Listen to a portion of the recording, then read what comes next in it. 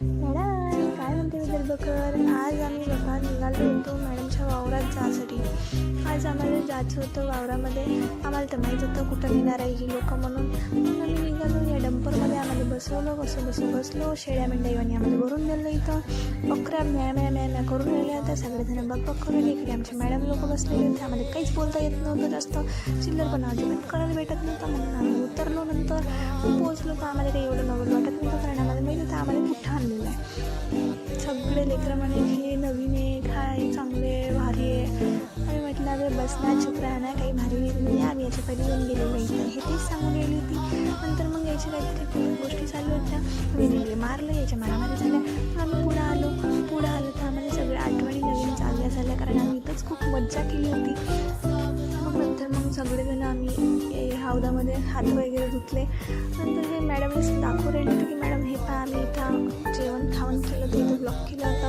आम्ही पुढं आल्याच्यानंतर इथं आम्हाला समजलं का आम्हाला कोंबड्याच्या फार्ममध्ये नेऊन टाकलं आहे. मग काय आता हे लेकरं ते सांगून राहिले की आम्हाला कोंबड्यासारखं कोंबून राहिले. आता काय चालवून द्यायचं, सगळ्याचं काहीतरी खिदळणं चालू होतं. याने आम्हाला विनाकारण आणून टाकलं. काही जण म्हणजे आम्हाला लई खुशी भेटली आणि ही म्हणे का मला खिचडी भेटली, तेवढंच बंद झालं.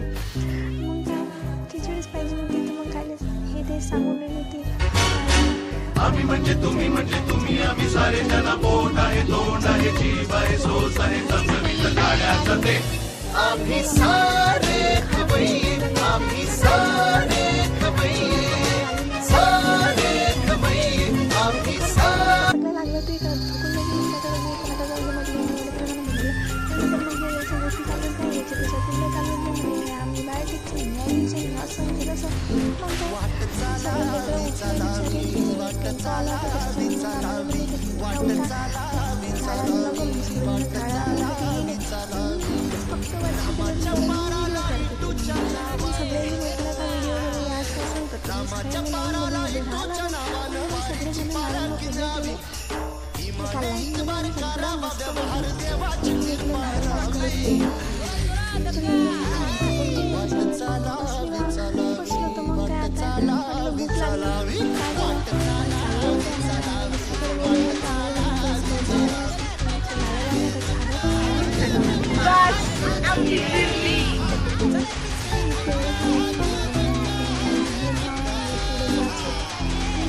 मटकून राहिलं होतं कॅमेऱ्याच्या पुढं.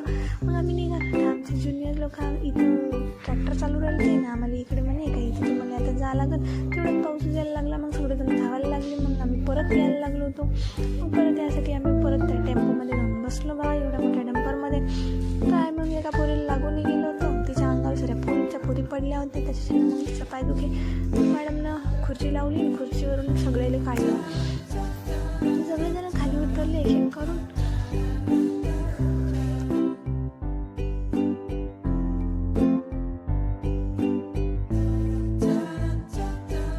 परत आम्हाला कॉलेजमध्ये जायचं होतं फॉर्म लावायसाठी, म्हणून आम्ही एंट्री क्लोज केली. नंतर मग आमचं सगळं मस्तपैकी झालं. Please like